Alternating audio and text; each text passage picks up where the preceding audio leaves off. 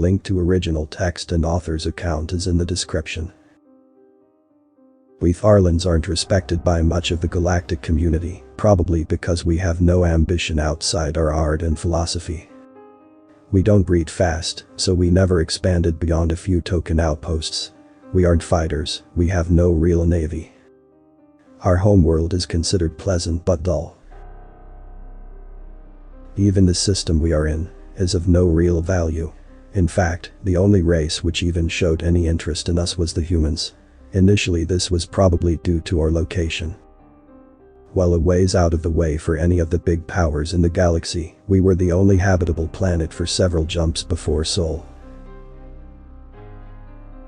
The humans were polite enough to ask for permission to build a naval base on our planet's smaller moon. We thought it amusing that they asked, as we knew they had a much larger force than us, but we had no real reason to refuse. Besides, we welcomed trade humanity did with us. It was one of the few regular trade routes we did have. They were always gracious neighbors, and many of our population even enjoyed their idea of religion. Before long, they had established a dry dock for ship repairs, housing and defenses on our moon. Their sailors enjoyed easy shuttle rides to the surface of our planet while on leave, and we did our best to accommodate them. While the handful of ships and few hundred people stationed there was a sizable force in their mind, it was a drop in the water compared to the major galactic powers. We figured the base was more of an early warning system to alert Earth of anything headed its way, rather than to mount a serious defense of our own world. Remember when I said we had no navy? I meant it. Not one of our ships was armed.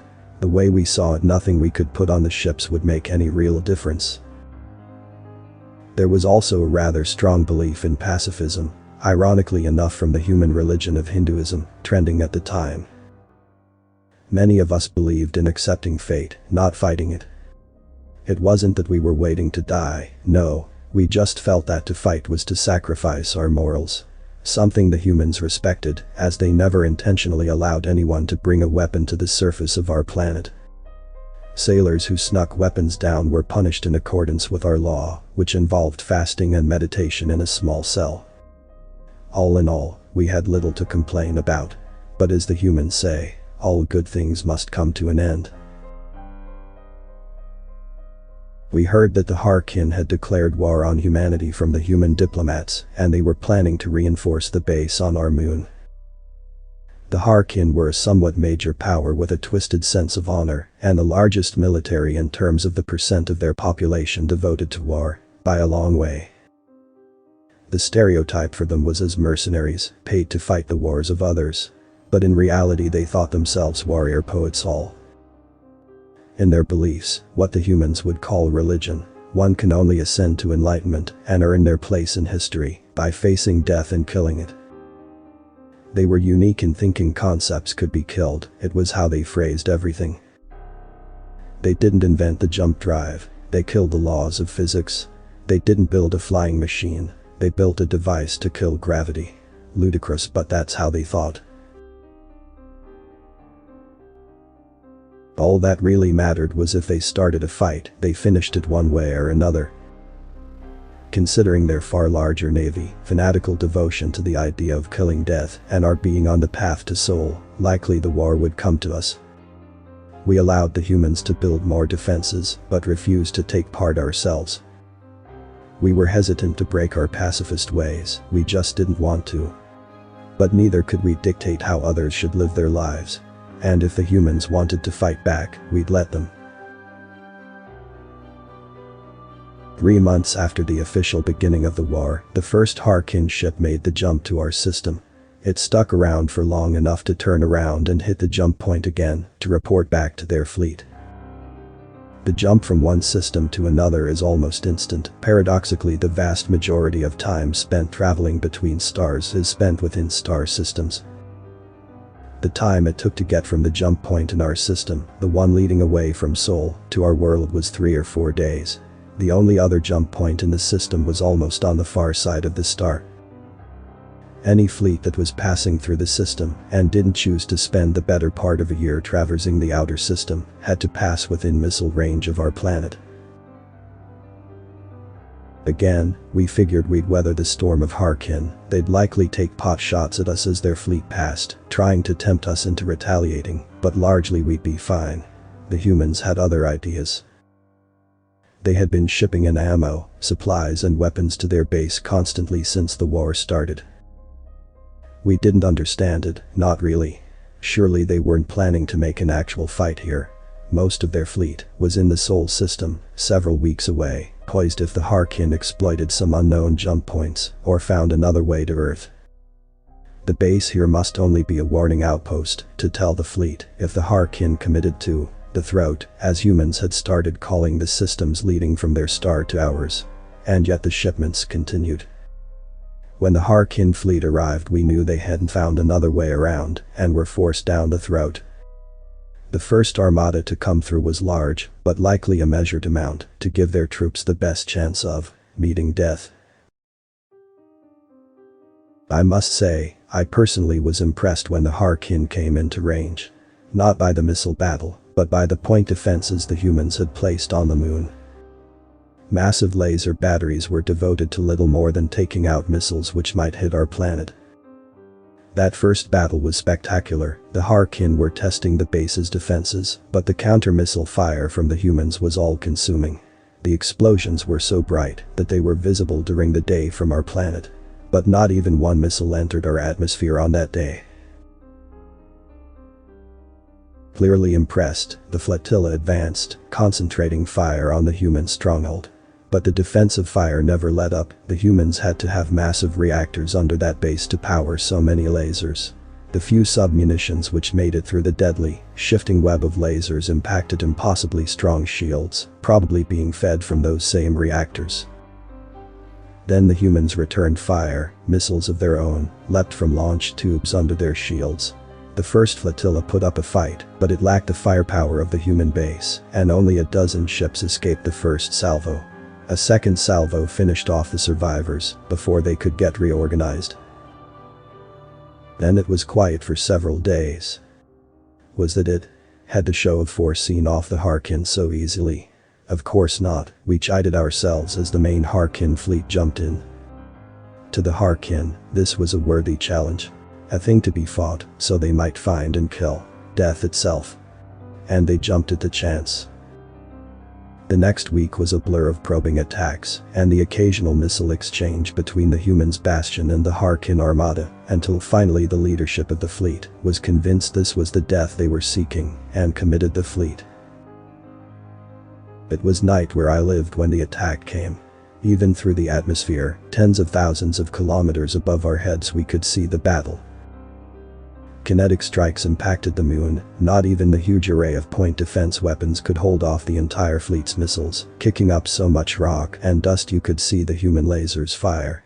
They were brilliant lances of light, sometimes dozens at once, and blinding to watch for too long.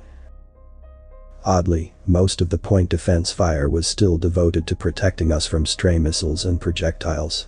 Some did invariably get through, but it was surprisingly few which killed anyone on the surface that night. The bombardment continued for days. Our moon had a glowing haze of charged dust around it from the numerous impacts, and every so often, a human missile would find its target as well. But it was starting to look grim, and the human shields had begun to fail.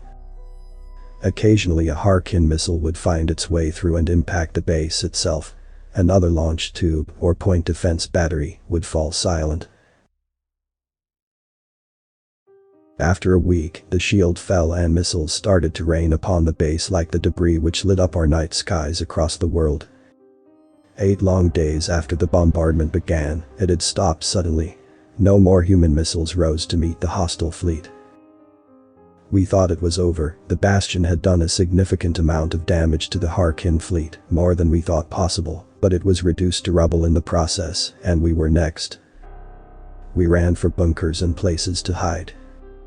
But before the alien fleet opened fire on us, the human base started firing again. It was sporadic, nothing like the massive volleys which it had launched earlier, but only a handful of missiles fired in ones and twos. None of them met their mark, shot down by the fleet's defenses, but it turned their fire back to the moon. Flurries of missiles once again started impacting our moon. I remember thinking that our moon would break in half. This cycle repeated itself several times. Each time the humans seemed to be finished, and the Harkin stopped firing, and then another handful of rockets would streak into the sky. We thought them insane. The humans were clearly beaten, their base couldn't have been more than craters and glass by this point, but still they found ways to fire at the alien armada whenever there was a lull in the rain of munitions. I remember training my telescope on the moon at night when the human base was visible. I had to put a filter on it so the light of the explosions wouldn't fry my retina.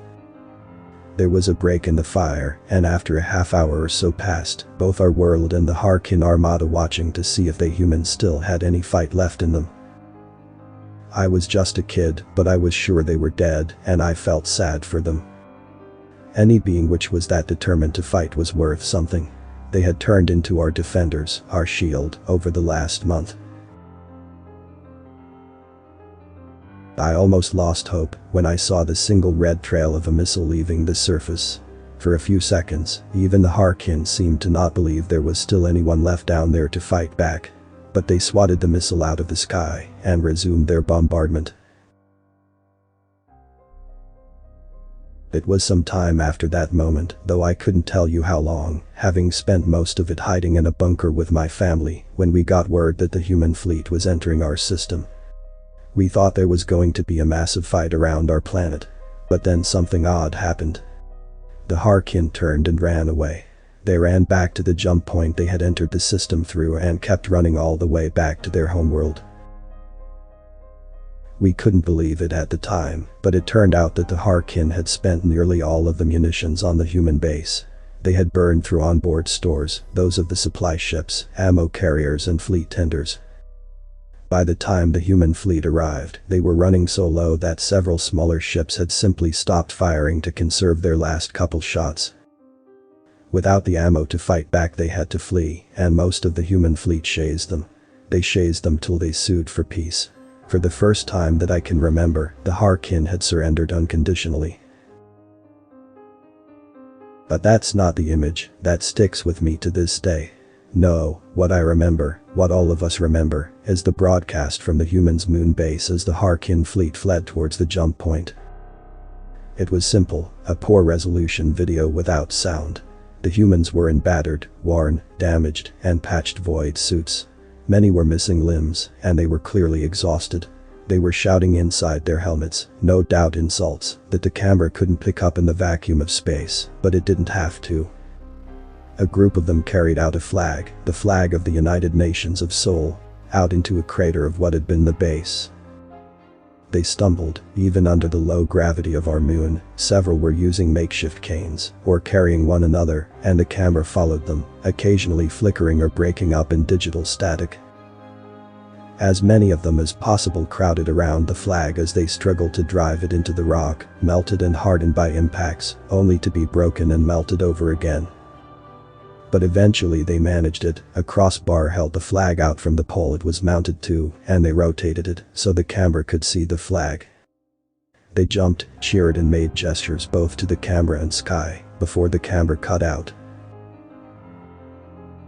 That is what I remember, that even after all that hardship, even though only a dozen people survived, all of them injured seriously, out of the several thousand that once manned that base, they refused to give up.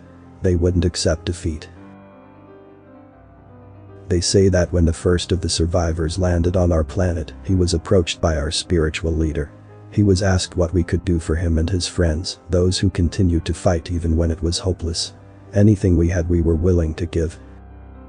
A cold beer, a soft bed, and a month of sleep was all he asked for. Ambassador Uathiel, on 50th anniversary of the siege of Farlands.